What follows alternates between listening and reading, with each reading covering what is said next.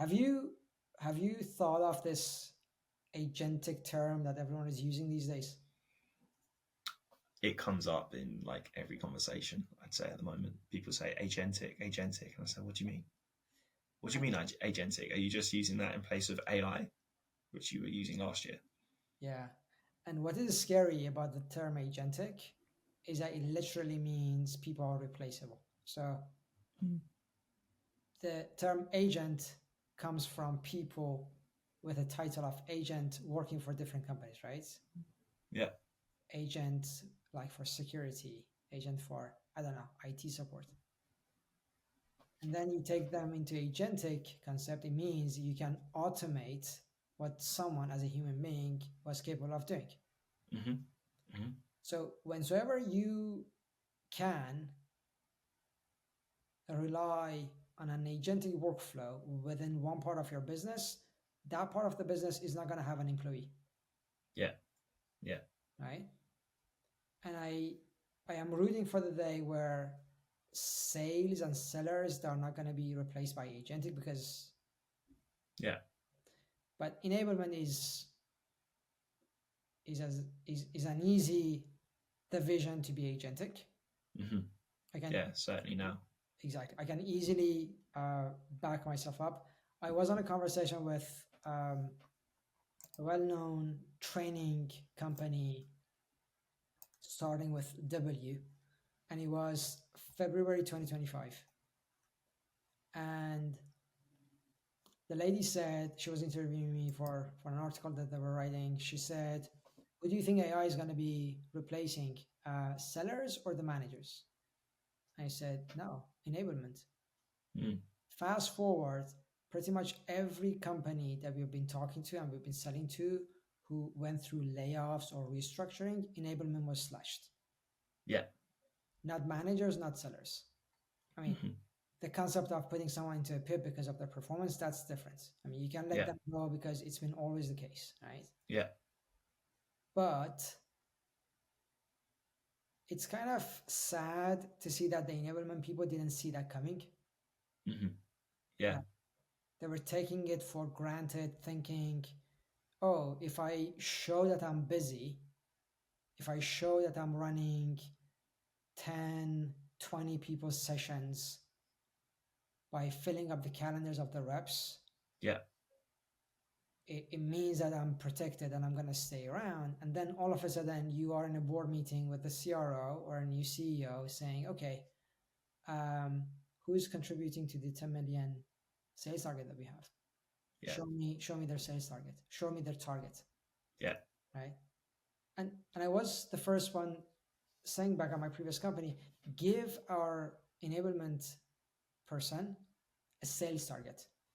See Yeah. how things change. They Yeah. never did that because they were afraid. They were like, Mm. we cannot control that. I mean, how do you want that person to control their sales target? And I'm like, dude, sales trainers that we work with, and we're so blessed to have them, Mm-hmm. they see the impact of their sales training as soon as someone converts better. Mm-hmm. Why is it that enablement cannot see that? Yeah. Yeah. Yeah. I don't know if it's, if it was enablement, but like the people in those enablement roles, or if it was the explosion of sales tools across the last 3 or 4 years that caught everyone off guard, or maybe not caught everyone off guard is the right turn of phrase, but people weren't sure then. Okay, well, how do we make sure we're keeping up to date? And what you alluded to before, people were kind of afraid that they're going to be scrutinized for not knowing what's out there in the market. So a lot of leaders thought, well, Yeah. we'll get an enablement person who can tell everyone how to use these cadences, these sequences, how to do this, how to do that, distribute the messaging. That will cover that side of it. But really, it just caused maybe like another layer of management, another layer of distraction, taking sellers away from like real hands-on coaching on conversation. And that's where tools like SecondBody are so valuable now. Yeah. I mean, spot on. Spot on. I think back to your point, we're gonna have people wanting more pipeline with less people. And less people means less people within the sales and revenue organization. What if you could be lean, smooth, small, and everyone is hitting target? What's wrong with that? Exactly. I think that is I see this happening in several companies that I work with. I'm sure you see it in the companies you work with, but now the tools are so good at collecting data, collecting human conversations, recording conversations, taking notes.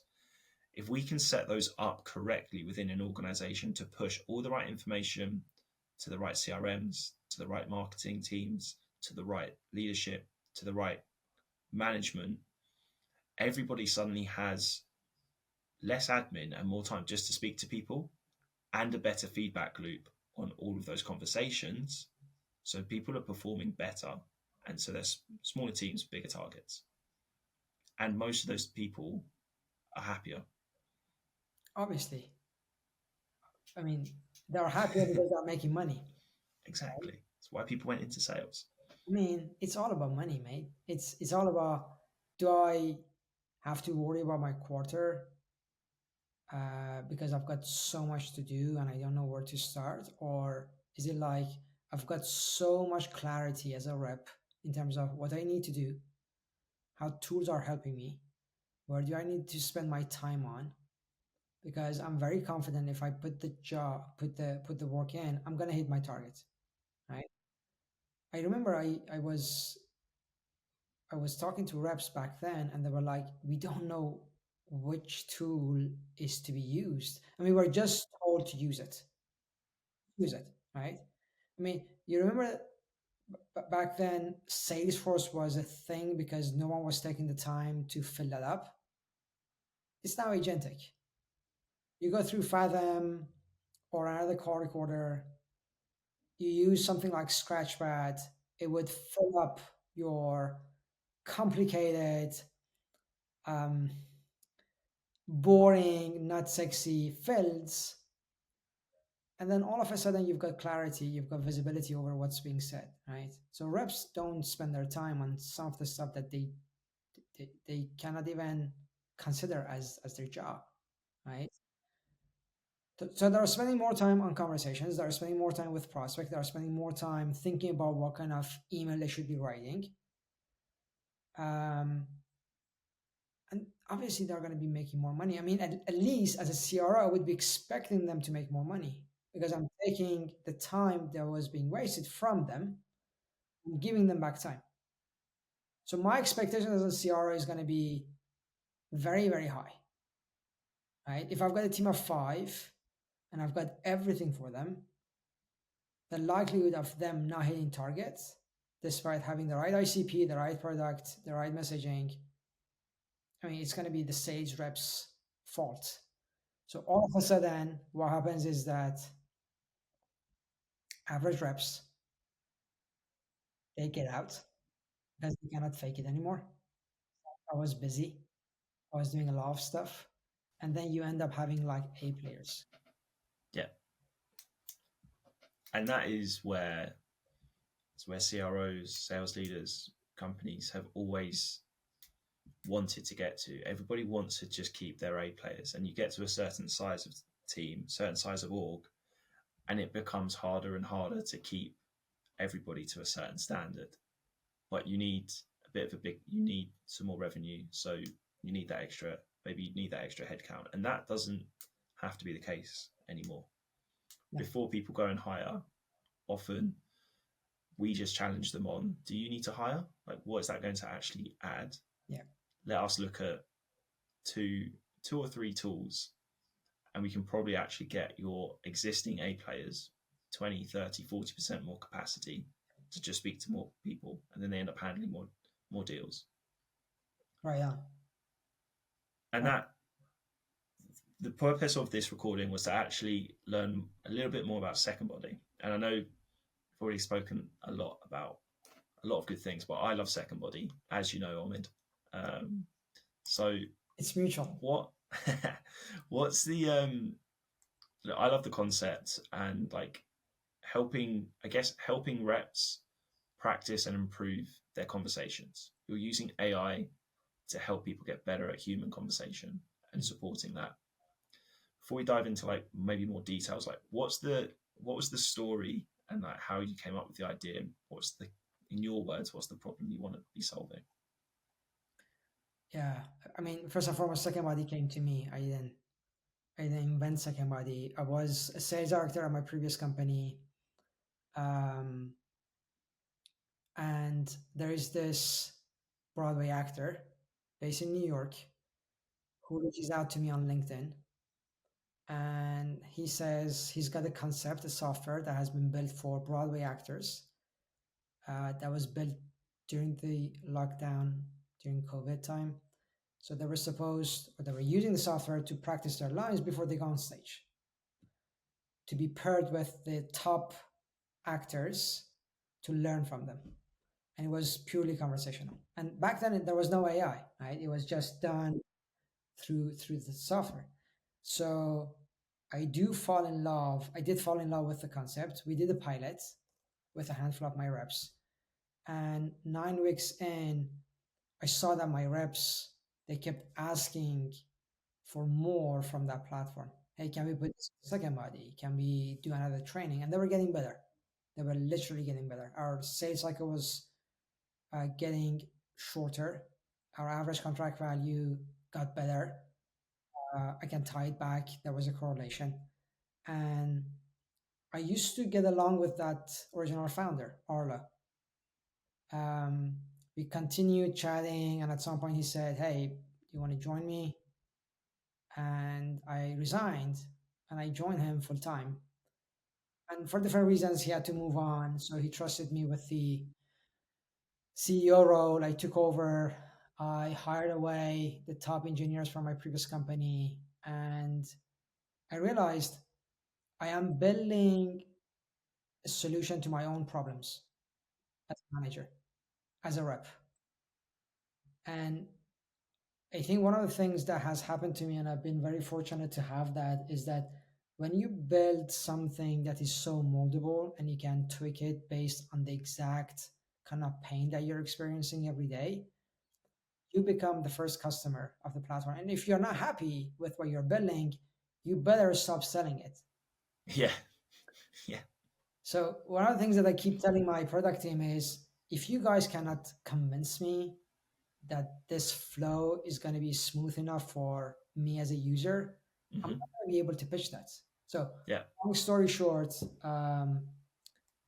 I think we've been lucky to be called the right platform for the reps who are making more commission because they're getting better at their own conversations without being judged. yeah, We primarily work with field sales, hmm and I think where we crack the code of being considered as a nice to have and now becoming a must have is that we are now being the quality assurance platform for sales conversations at FX companies, insurance companies, medical yeah, companies, pharma companies, field sales companies. It's as if you are becoming that light that you can turn on and off in a dark hmm room. hmm Just hearing what the rep is saying when he's talking to a restaurant owner, because that's maybe Just Eat as a yeah, company, and you've got massive number of reps who are in London City. You have no idea what they're saying in order to land a client, yeah. but you can simulate that and you can flag out bad behaviors from good behaviors. Amazing. And like that's a, I didn't know all that story. That's really interesting. It was just for Broadway actors first. Yeah, Interesting. yeah, So give us like the, for people who don't know, maybe haven't, they're maybe not familiar with conversational AI tools and tools like SecondBody just yet. Most people will still be familiar with conversational intelligence. So Gong, Gemini, which will record calls. They'll give you analytics and give you the option to review and coach afterwards. How does like SecondBody go beyond that and actually help train and coach the reps ahead of the calls and like to yeah. I guess the next level? Let's walk someone through that. Yeah, we love that. By the way, fun story. 2023, late 2023, I'm in a call with a rep at Gong, going through the concept and everything because we wanted to see what is it that they're hearing at large. And the rep said, I doubt that Gong would ever want to build something like this. And I was so blunt about the fact that this is going to be something that a company like Gong would either acquire or is going to build. A few months ago, they obviously announced that they have built the AI coach that is conversational. And you've got other platforms like Orem, you've got Nooks, who have built the exact same thing, right? So conversational AI is surprisingly straightforward. And I think the concept everyone knows about that. It's the way you can talk to ChatGPT. It's conversational, right? But I think it's like that aha moment that doesn't stick. And you're like, what do I do with it? I mean, that's a sexy thing, but how do I use that? We park that concept saying, okay, now that everyone is so familiar with the concept, how do you make that so sticky that it becomes part of my daily routine without which I wouldn't start my day? And God bless gamification. We are now considered as the gamification platform that does what we call distribution of practice. How do you distribute practice without taking too much time from a rep? So first and foremost, you make it super fun. You try to sugarcoat the broccoli when it comes to training because reps they think it's not a must have to have within their day. Um, we run sprints. We enable managers to run boot camps asynchronously. And the conversational AI is so well baked into that people they don't realize that they're talking to AI because they see their own personas that they're selling to in real time because we can mimic them in terms of traits that they have, the opinion that they have, the common objections that they're hearing. So Gong for us created a market that was giving this explosion of insights to someone like you as a sales leader. And the problem was, what do I do with it? How do I go from having all these call recordings to actually changing the behavior of my reps? And we become that practice platform. And you're helping them bridge a massive gap there. And it's what we were talking about before about it's why people probably went, oh, well, if you get someone to do enablement, they can go through all of these recordings and all of these analytics and all of this Gong library and then tell the reps, right, we need to do coaching on this, this, this, and this. So you have to hire a head to go and sit there and work it all out and come up with the onboarding. Whereas now, SecondBody can literally pull the calls straight into SecondBody, train the AI personas, and me as the rep next morning can then practice with it straight away. Now, I was just going to probably add one analogy that I love using about Gong. People who brag about call recorders saying we are all set up, we've got Gong or we've got, I don't know, other call recorders. And I'm like, James, when was the last time that you went to watch a good tennis match and then you came out of that match pretending that you're very good at playing tennis? Right? Why do you think just putting a call recording in front of your reps is going to make them go from their bad conversational habits all the way down to, oh, I can talk with my prospect the same way that James talks to prospects? It doesn't happen like that. It has never been. Exactly. It's why every athlete in the world, and like sports is always a good analogy. It's why every athlete trains every day, coaches every day. Yeah. And if you want to be really good at sales, you should be doing that every day. And up until now, that meant I have to get on a call, spend an hour with my rep after having already gone through and reviewed all of the stuff, or I have to, get everyone in a room, go around the table, role plays back and forth, and that stuff's slowly having an impact. but it's slow, it's tedious. Not everyone's comfortable doing it in those sorts of environments, and you've just like accelerated that's the pace of learning massively. Exactly. Where like, and I guess this kind of brings us on to one of the questions and one of the things that I imagine a lot of reps or maybe some leaders might be hesitant about is AI coaching versus human coaching. Mm. Like, how do you position SecondBody as a complement to human coaching and not necessarily a replacement? One of our competition is super blunt about the fact that the AI sales coach can easily replace managers.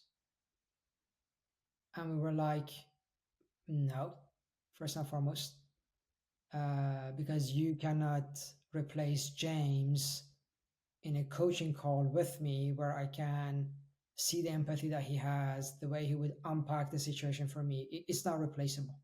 Good luck replacing that, right? But where he can equip someone like James is the mundane, flagging out what James would have flagged out if he was going to listen to that call, right? So I think the whole concept of AI sales coach is how do I empower the coach himself? How do I empower the manager? So we've become so that moldable platform is what we call a container. How do you become a container of what good looks like so that the manager can tweak it, saying, this is the way I speak, this is my tone, this is how I give feedback, this is what good looks like. Let me record that. And you distribute that. So all of a sudden, a manager who was spending 30 minutes per rep per week coaching, that coaching is being done, and the rep comes to that meeting with different questions. You're setting the bar very high now. All of a sudden questions are becoming like strategic. How do you how do you coach someone to navigate a multi-thread deal, a long sales cycle deal? It is theory that you need to explain to the rep, but you wouldn't do that if you're so polluted by role playing or reviewing, coaching and flagging bad behavior in a sales conversation. That we do.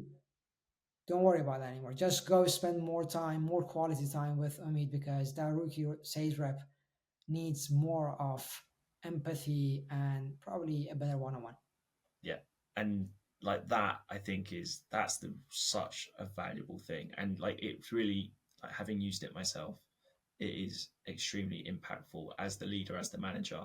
It means I can spend more of my one-to-one time being empathetic, helping them with career goals, wider issues, all the things that young, like particularly younger sales reps, the first job, maybe it's their second job, still a few years in, learning to deal with all the pressure, targets, and managing all of those stuff. I have time for that because I know a tool like SecondBody is going to be lining up, listening to the calls, making sure all that stuff is happening in the background. So when I have that session, we're basically like halfway through.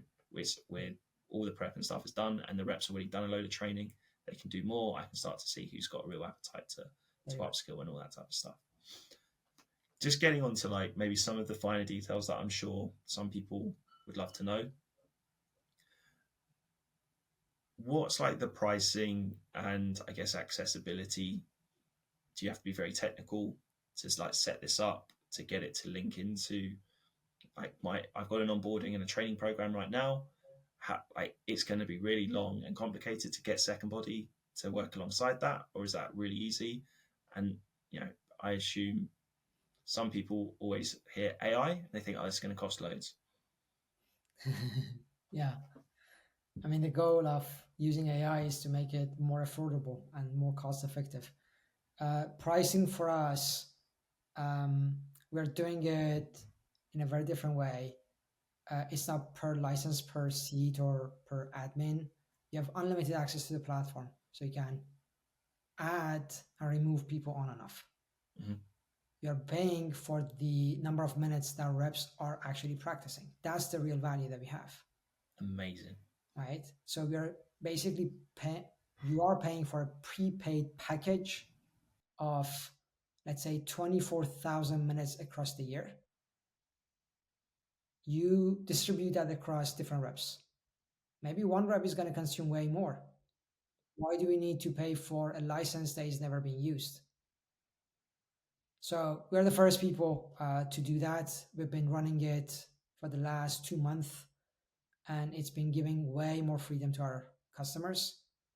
And we've been growing horizontally. So all of a sudden, if you started with the BDRs, then we've got a team of customer success managers being on the platform, running their own cohort. So that's the pricing. Um, in terms of being up and running, uh, given the fact that it's a gamified platform, all you need is a bunch of content and prompts and a defined persona that you have in mind. So today, you can talk to SecondBody while building it. I'm going to give you an example. You can activate the microphone on SecondBody saying, I want you to build a scenario, a role play scenario, where my rep is going to be cold calling James, the CRO of Acme. James has seen our name multiple times, but has never engaged with this rep. There are three triggers for the CRO to hear to accept the next meeting. If not, he's going to fumble. Boom. The scenario is created. It's tied back to a persona. You put that into a sprint, and then all of a sudden you've got your reps. If you've got a team of 10, all of them that are practicing with that person. I think as you were saying that, it just reminded me of when ChatGPT first came out. People play with it and they basically use it like a Google search. Yeah. And then now people are using it for all sorts of things. People are pretty comfortable. Well, people from sort of a sales background, tech background like us, and the people who'd be using SecondBody, they're probably using ChatGPT for several things. Oh, look at this.